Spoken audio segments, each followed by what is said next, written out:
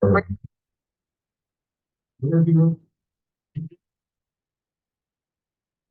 I just need it to the flag. With the United States of America, and to the republic for which it is one nation, under God, indivisible, with liberty and justice for all. So probably greatly appreciate it. Katie, please meet all the trustees that are thinking. Let's. We are looking for a motion and second for the approval of the January 15th, 2024 village board meeting. And to file the November 27th, 2023 joint library board, December 18th, 2023 finance committee, December 19th planning commission, December 20th parks and recreation board meeting minutes as presented. I'll make a motion to approve. Second. We have a motion and a second. Any suggestions for change? I just have to abstain from the vote on the Park and Rec board minutes as I was not present. Yeah, it's actually just a filing, Okay. so it would be okay for you to vote, correct? Yep. Dave? There you go. Okay, ready? Any second? I'll make, Alright. yeah, we have that. And that, okay, all in favor? Opposed? Carries. Anybody in the audience who wishes to be heard on an agenda or on agenda item? We'll move over to business presented by the president. We had a couple of our trustees attend the Mid-Moraine meeting, and I asked them to just give a quick synopsis on what they saw. I think, Clark, you went to the first one, which was legislative.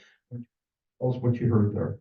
Sure. So I went to the Mid-Moraine Legislative Meeting on January 10th, where we were to receive a presentation by State Representative Gundrum about the Urban Towns Bill that is working its way to the State Senate. He was unable to attend, but we still received an update from the association's president. So this Urban Towns Bill largely allows for towns that are more urban in character, defined primarily by their population and its density. The only one that would qualify in Ozaukee County right now is the town of Cedarburg. However, there are some concerns about shifting the goalposts, that if it works for a set of towns of about 5,000 or more, why wouldn't it work for towns of 4,000 or more? As you start to lower that threshold, you include more. The biggest aspects of this would be to give these urban towns their own planning authority, which would impinge upon surrounding cities and villages' abilities to assist or to manage some of their planning authorities, as well as utilities, that an urban town would have the ability to request connection to the adjacent municipalities' utilities, and that adjacent municipality would have little to no authority to deny that, short of not having capacity whatsoever. So that's the big hurdle, that you can envision some of these towns having very large service areas, and say, let's say the town of Grafton someday fit into this bill, going all the way up toward the city of Port Washington. They could come to us in Grafton and say, all right, Director Thomas, we want to extend your utilities all the way out to near Lansing Village. That would be a significant impediment to the village's operations, not to mention cost, time spent working for this.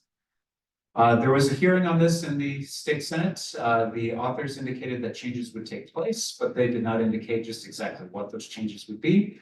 The League of Wisconsin Municipalities is strongly opposed to this, and there was a resolution that was considered during the Mid-Moraine meeting, but due to lack of a quorum, was going to be sent out to all the member communities for their appointed authority to be able to weigh in on. So no further information since then. I don't know if it came up at the dinner meeting at all. I will defer to Trustee Harbeck if that's all I have. Thank you, Clark. So go ahead. Sure, so Jim Miller and I attended the Mid-Moraine dinner meeting. It was held at the Old Port Hotel, new name of Moonlight Tavern. Anybody hasn't been there, check it out, it's excellent. So Jim brought a guest for the evening. He brought one of his students, Trevor Nauta, who's a senior, planning to go to a school out east and study political science. So he was excited to be there. He asked a lot of good questions. The people that attended the dinner meeting were excited that he was there. I feel like they were almost showing off to try to impress this young mind who wanted to, get into government. The presentation was given by a representative from the Economic Development of Washington County Association. And the presentation focused on customer satisfaction, internal with employees within the organization and outside your organization, meaning your citizens that you serve. This is achieved by identifying a customer wow factor and how can we utilize that and use our expertise and apply it in innovative ways. You have to have top leadership in your organization and be able to identify impactful teamwork within your organization to make the process work. Achieving this is measured by something called an NPS score, Net Promoter Score, which I never heard. This includes customer, employee, and constituents' level of happiness and loyalty. They have found that 91% of unhappy customers will not willingly do business with you again. But if you resolve a complaint in the customer's favor, they are more likely to return 70% of the time. Their style of survey helps you gauge overall employee loyalty, reduces employee attrition, and gives you an opportunity to convert negatives to positives. Some of the most important questions in this survey ask the citizens or employees in your municipality about the employees they work with, their trust in management, how the employees feel they are valued and recognized, the organization's vision for the future and how the employee fits into that, their pay, and then lastly, paid time off. And those are in order of importance for the employee. This program helps municipalities turn things around when the results are not really what we would expect. Although we've gotten good reports on our customer surveys to our citizens. The most important priorities for communities and citizens that will add up to the Net Promoter Scores are in this order when we're talking about our constituents. What they find most important: restaurant and dining options, choice of shopping opportunities, outdoor recreational amenities, housing costs, quality of K-12 education, activities for kids and teenagers, cost of living, and lastly, nightlife. This specialty survey and evaluation is presented to the organization as a graph report summarizing the results and the implications for a going forward strategy. It identifies any root causes that will affect your employee or customer retention, which is always the measurement of the employee's happiness and satisfaction. So this report also gives you this score, the NPS, Net Promoter Score, with benchmarks that you can compare your organization to other comparable groups or communities. That's it. Thank you.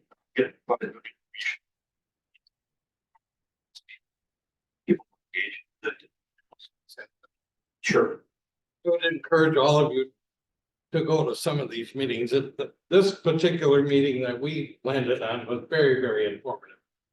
The one at up in Fort Washington, and I think, Lisa, what they say, next one's in Seaford. So yeah, everybody's in. Great meeting to go to, get a lot of information. Jessica and Jesse will be attending. So we're really happy to get that. Thank you very much for that report. Let's go to report of finance, January 15th, 20. Jesse? Yes, the two proposed retention tools are coming out of committee with unanimous recommendations. The first one being an employee referral program. This program we would look to establish by identifying highly competitive recruitments, whereby current village employees with limitations would be able to receive a bonus, if you will, or incentive, if you will, for recommending a candidate who is interviewed and ultimately hired and ultimately completes their orientation period with the village. That said, there are some very specific guidelines to this as far as folks that would be eligible for a referral incentive, and then others who would not. That said, referral forms must be submitted in a timely manner in order to be eligible for receiving the incentive. And then, as I mentioned, exclusions do apply. There are significant benefits here to this being a lower cost per hire, where if we can have preferred candidates identified, brought forward, and through the process, we could potentially lessen the amount of advertising and other outside recruiting costs, reduce the time needed for posting and what have you, and frankly, attract higher quality hires and in turn retain said hires. That's a very brief overview. The complete program was laid out in the finance packet previously. Need a motion, motion. and second for employee referral program. Make the motion. Second. Motion, second, any discussions?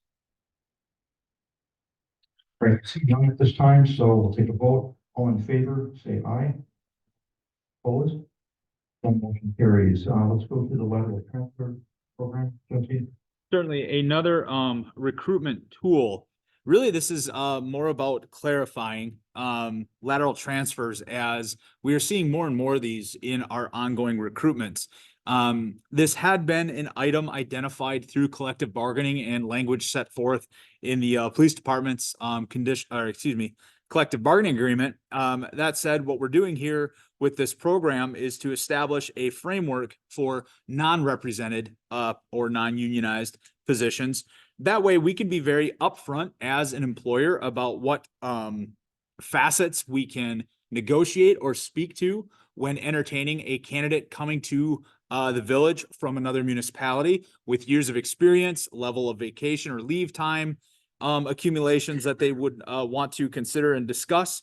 And it just makes it very, very clear as far as what we'd be discussing, the guidelines we consider when making or carrying out the negotiations, and then also clarifies if an employee, lateral transfer employee, were brought in at a higher rate of paid time off accrual, how that accrual works, and then moving forward.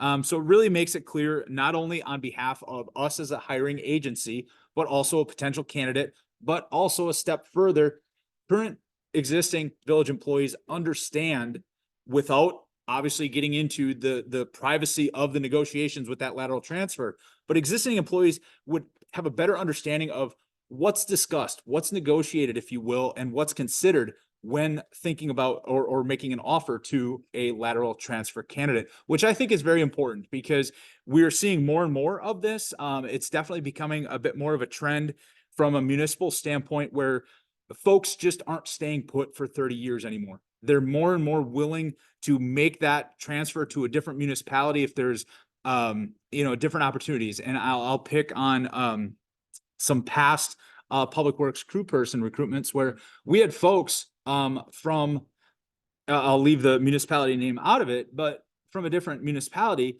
basically say their interest in coming to Grafton is the fact that they aren't siloed in a specific responsibility, that they can do a wide breadth of work here with our Department of Public Works versus being just X or Y within the department they're currently in. That said, they're bringing a bunch of experience to us, and we want to be able to recognize that. And it's been on a case-by-case basis up to this point, and it'll remain that way. But at least with this, we would have some firm guidelines and clarification as to how that lateral transfer would happen. I think it's important to note, while both of these items were born out of initial discussions surrounding fire and EMS recruitments, I wanted to bring forward for the finance committee consideration and the village board's consideration tools that we can use as an organization. I think it will only help us in the long run overall. So that's the overview of the lateral transfer program. Okay, for transfer program, I'll second. motion, second, discussion. Jim? Agree with what you're saying, Jesse, but let's not forget about the people at utility that left that had experience. Folks can come and go as they please. That is a nature of the job market these days. The folks will pursue opportunities that they feel are in their best interest. We frankly can't control that. We can do our best as an employer to understand why they are looking to leave or considering leaving. But at the end of the day, it is not our decision as an employer. So that said, that open line of communication is important and we look to maintain that. And we actively and proactively listen to folks on our staff to get that feedback as an overall retention effort. So yes, there are folks that do leave us that have experience. That is unfortunate, but it is a fact of life and we adjust accordingly. So, yeah, Jesse, this is going to increase the rapidity of the negotiations typically with the prospective employee as well. What this will do is clarify what and how we negotiate, what things we take into account when we're negotiating, so it is abundantly clear for all involved, whether it's us as an employer or them as a candidate. They will understand where we're coming from with our negotiations. Thank you. Any further discussion, Clark? So Jesse, just to clarify, since a lot of the discussion and examples have focused on lateral transfers between municipalities, let's say, for instance, the assistant village engineer position, maybe somebody coming in with experience from the private sector. Would that type of transfer, say 5 years from the private sector into this municipal entity, also qualify for the lateral transfer?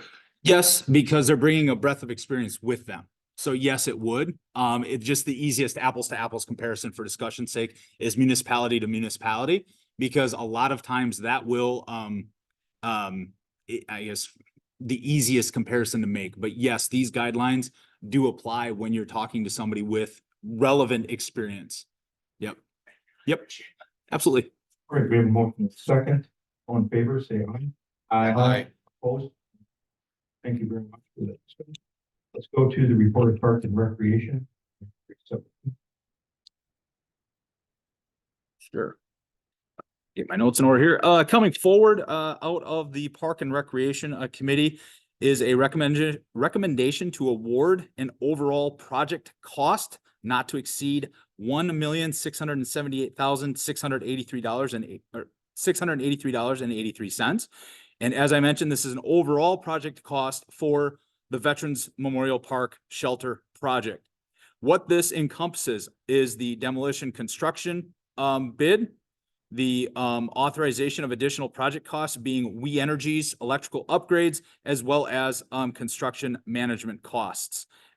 So all in, we're looking at a combination of a overall project cost not to exceed the $1.678 million as outlined in the request for action. The information was broken down in the Park and Recreation packet. Happy to walk through that if there are questions. Thank you, Jesse. I will be looking for a motion to award Veterans Memorial Park Shelter Project to Quash's Construction Incorporated for a contract cost not to exceed $1,419,605.60, and to authorize the additional project costs that are not included in the bid totaling $259,028.23, an overall project cost not to exceed $1,678,683.83 be approved.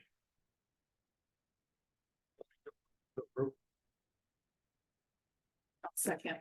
The motion and a second. Any discussion on this? Go with Jim first here. Going to be great. Chad, are you familiar with the company that we're contracting with? You know, any place else that they built in the area? I don't know specifically.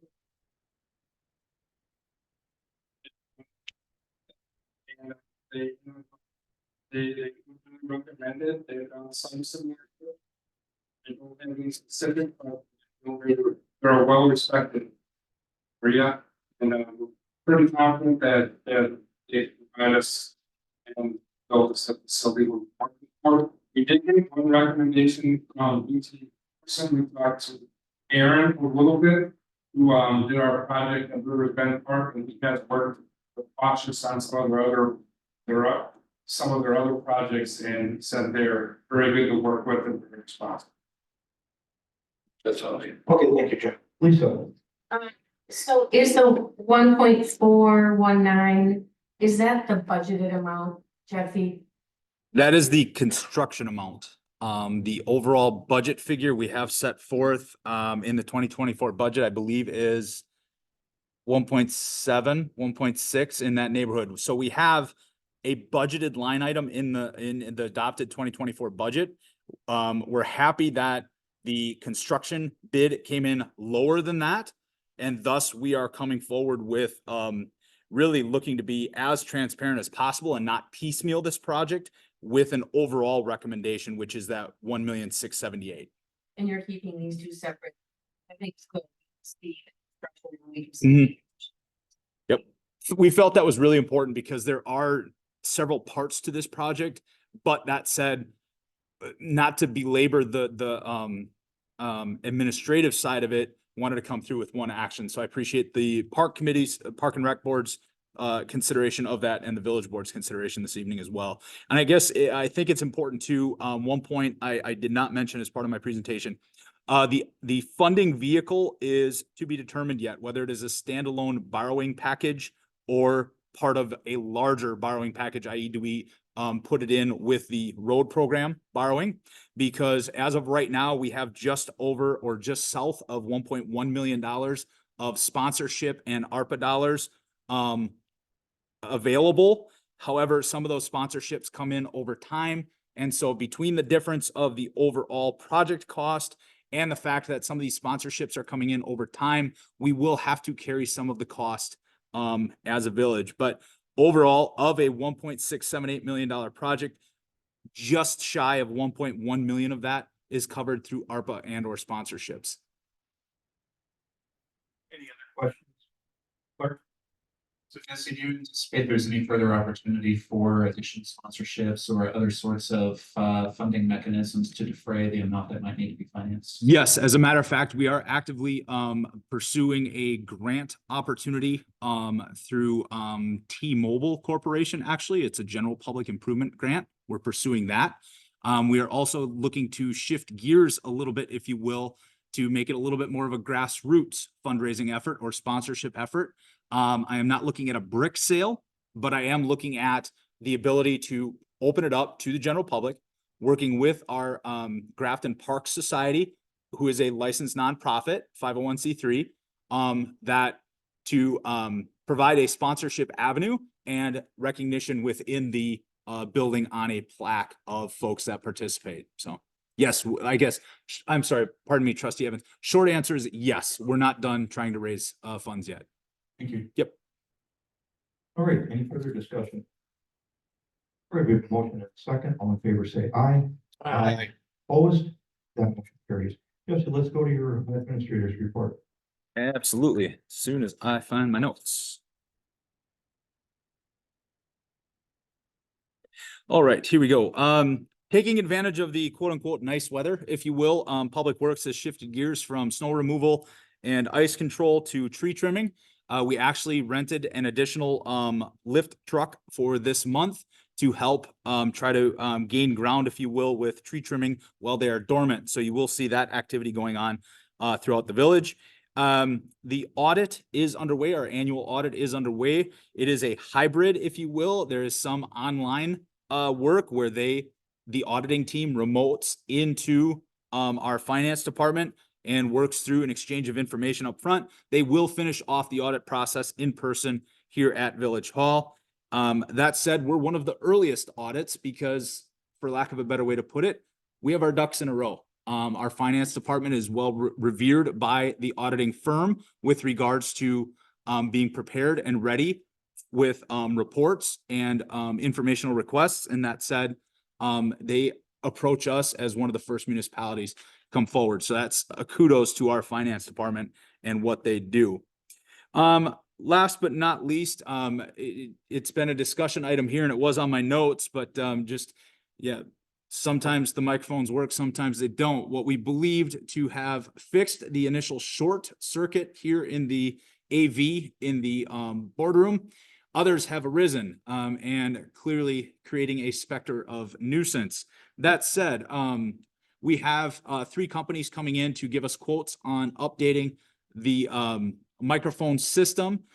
We have already established a new connection whereby staff can run a meeting from the dais as originally done in the past. And the larger vision, if you will, for the boardroom will be to provide a small lectern, if you will, with a public comment microphone for folks to easily come up and be able to provide feedback to the board that everybody can hear. So that is the longer term vision here as we're working with these companies to give us quotes. And then with that, look to make these improvements here within the boardroom. So those are a few things that we've got going on here in the village. What was that specter of nuisance? It's just annoying at this point. I apologize, but it's. We, Specter of nuisance, which reminds me, all the people who said, well, your specters of nuisance, if you say, "Hey, who are you?"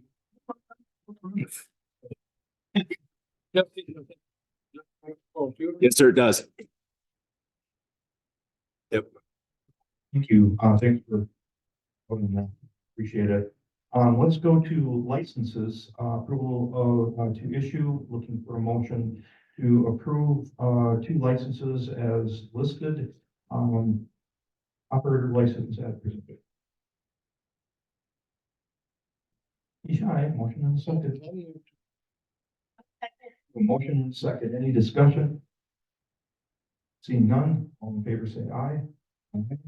Opposed, motion carries. Let's go to report of bills, approval of village expenditures of $598,257.25. Did see some comments go back and forth on email. Any further questions on that? Well, I should get a motion in a second before we discuss, so motion in a second. I'll make the motion. Okay. Motion in a second, so now you ask any of the questions that haven't been already asked. I'm looking both ways. All in favor say aye. Aye. Opposed? And motion carries. Hey, it is 6:26. Let's not get a motion for adjournment. We almost brunk will this one. 6:27. Okay, we have a motion and a second. All in favor say aye. Thank you very much. Great night.